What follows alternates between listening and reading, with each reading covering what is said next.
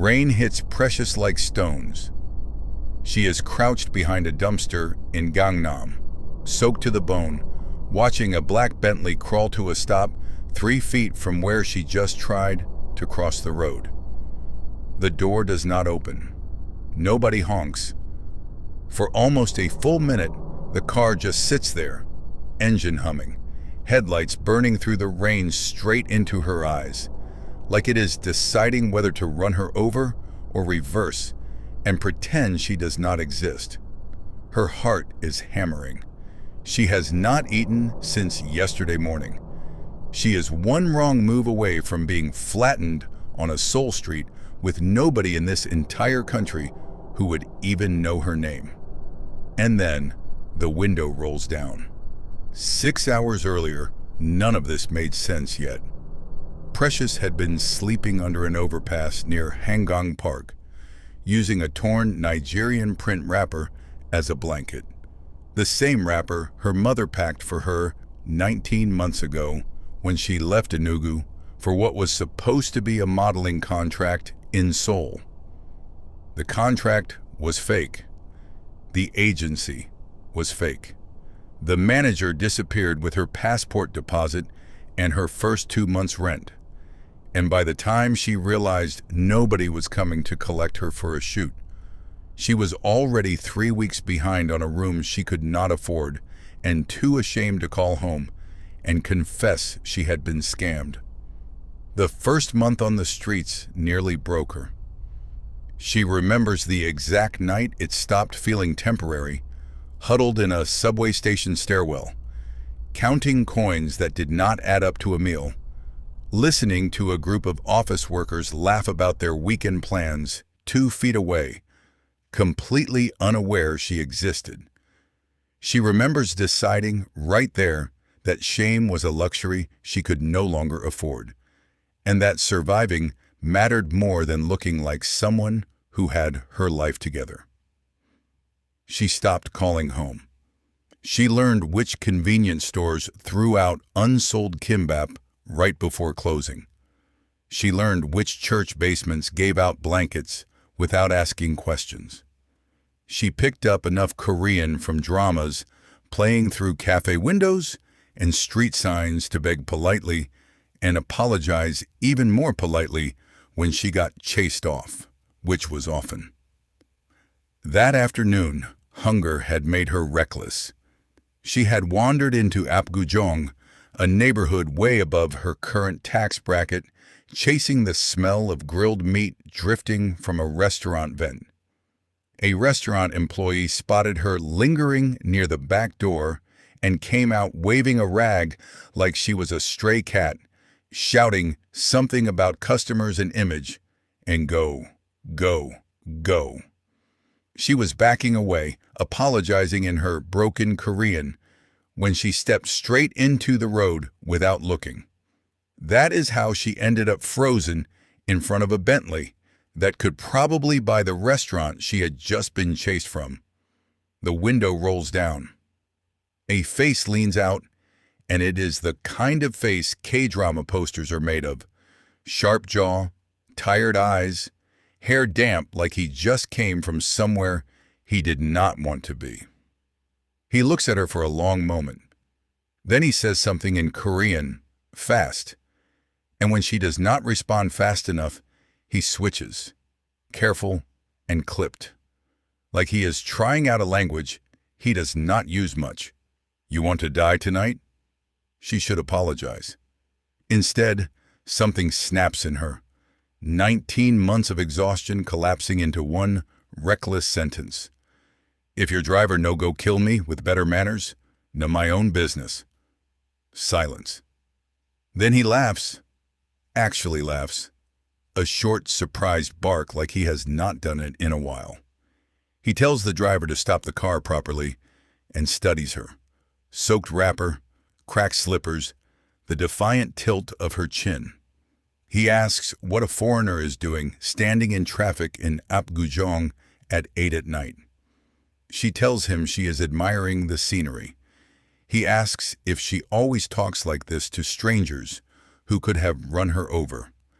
She tells him next time he can honk like a normal person instead of interrogating a woman he almost killed.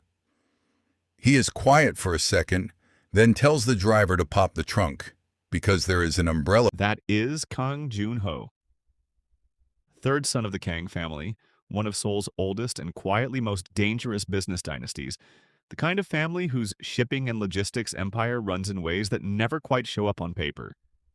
He is not supposed to be the one anyone calls a prince. His grandfather built the empire like a kingdom. His father runs it like a war. His oldest brother is already being groomed to inherit both. And the middle brother, Joon-suk, has spent years quietly resenting that Joon-ho, the spare, gets to wander around without half the pressure the rest of them carry. The tabloids once nicknamed the sons the Three Princes of Kangwon, and the name stuck long after Joon-ho grew to hate it.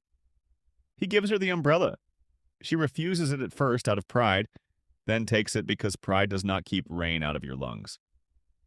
He tells the driver to circle back in 20 minutes, then does something no billionaire's son should logically do.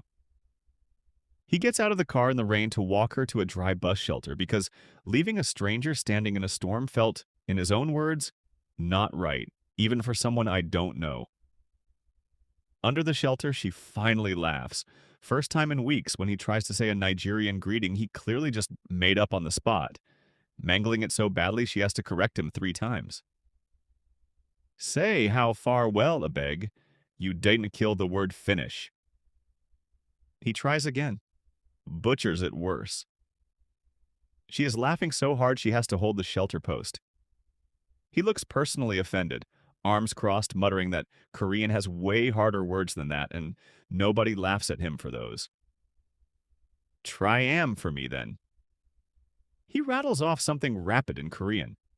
She stares blankly.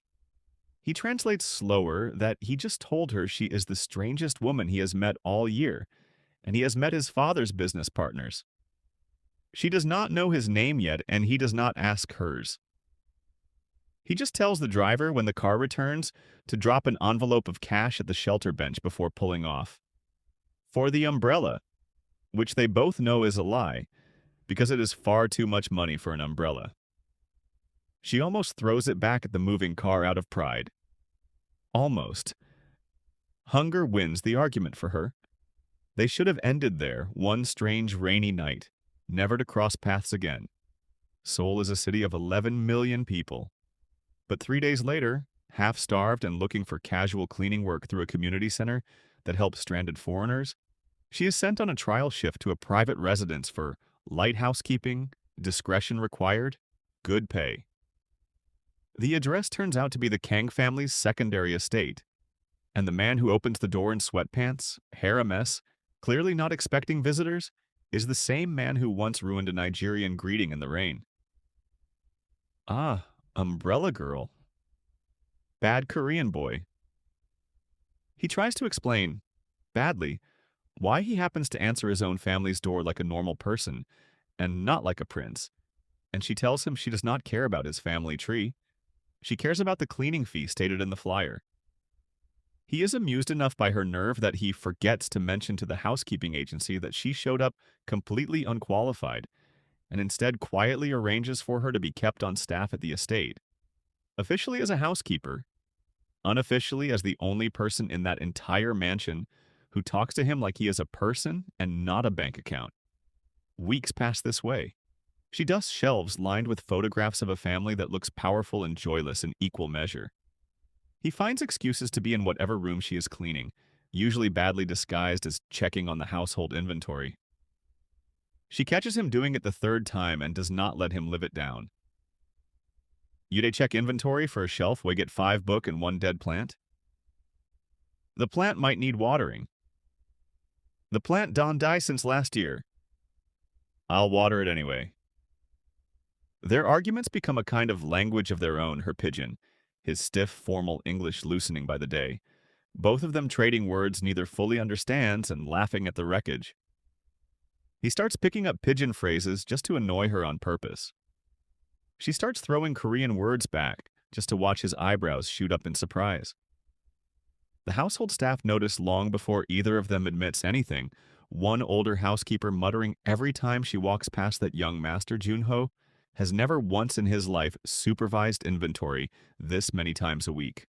Jun-suk, the middle brother, notices too, and unlike the staff, he does not find it charming. He starts appearing wherever Precious is working, asking pointed questions about her visa status, her background, how exactly a homeless foreigner ended up employed inside a family compound with this much security. He is polite about it the way a closing door is polite, quiet, deliberate, final. He tells his mother in a conversation Precious is not meant to overhear but does anyway from the hallway, that Junho's little charity project is going to become a liability before the merger even gets signed. There is a night, maybe 6 weeks in, when the estate is empty except for the two of them. Staff dismissed early for a family event. Neither of them attended. She is folding linen in the east wing when she finds him sitting alone on the back terrace, tie loosened, staring at nothing, looking like a man carrying something heavier than a folded jacket. She almost walks past. Almost. Instead, she sits down next to him, uninvited, because by now uninvited is basically their whole relationship. He tells her, quiet, that his father has already picked out who he is supposed to marry. A merger disguised as a wedding. To a daughter of another conglomerate family, an arrangement signed before either of them ever met each other as people. He says it like a man reading out his own sentence. She does not offer sympathy. She offers a joke instead, because that is how she has survived 19 months of losing everything. And it works. It always works. He laughs despite himself. Sorry, not so rich people they suffer for gold cage. You say that like poverty isn't its own cage. At least my cage get fresh air. That is the first time he takes her hand, slow, testing whether she will pull away. She does not. The rooftop garden lights flicker on with the motion sensor, and for one unplanned, unscripted moment, two people from opposite ends of the entire universe just sit there in comfortable silence, hands loosely laced, nothing performed, nothing owed. He tells her, in halting Korean he knows she is slowly learning, that being near her feels like the only honest hour in his week. She does not fully understand every word, but she understands enough. Saranghae, he says quiet, testing the shape of it out loud, meaning it. She asks what it means. He tells her it means, I love you, and immediately looks like he regrets saying something so enormous into the dark before either of them was ready for it. She does not laugh this time. I know Sabi book Korean well, but me too. Saranghae. It is a small, badly pronounced word, and it lands like an earthquake anyway. Of course, nothing in this story stays that simple for long. Precious learns slowly, cleaning up over the following weeks, that the Kong family's fortune was not merely built on shipping contracts. There are rooms in that house she is quietly told never to clean. There is a bodyguard rotation too heavy for an ordinary business family. There is a night she overhears by accident a phone call about a shipment delay that has nothing to do with cargo ships and everything to do with men who do not smile when they walk into a room. She realizes slowly and with a cold drop in her stomach that logistics empire was always a polite word for something much darker, and that the family she has fallen into is not just wealthy. It is feared. Junho does not deny it when she finally confronts him. Quiet. In the garden where they first held hands. He tells her the truth in pieces, that his grandfather built the empire on contracts nobody else wanted to touch, that his father inherited both the money and the debts that came with it, that being a prince in this family means being groomed to inherit a war you never chose to fight. He tells her she should walk away while she still can, while the danger is still theoretical to her instead of personal. She does not walk away. She tells him in her broken, proud English that she has already survived being scammed, abandoned, homeless, and rained on in a foreign country with nothing but a wrapper for a blanket. And if he thinks a scary family business is enough to frighten her off now, he clearly has not been paying attention. You know no whit in fear be until you don sleep for bridge for 2 harmat in season. Your family drama in a small thing. He almost laughs, but there is real fear behind his eyes this time. not for himself. The real trouble starts the night his mother finds them together, hands laced on that same terrace, and goes very, very still before walking away without a word, which is somehow worse than shouting. Jun-suk is the one who told her where to look, having tracked exactly which nights his brother disappeared to the East Terrace and why. Within a week, Precious is summoned, not asked summoned, to the main house where Junho's parents sit like a tribunal, Jun-suk standing quietly by the window with the satisfied posture of a man who finally got listened to.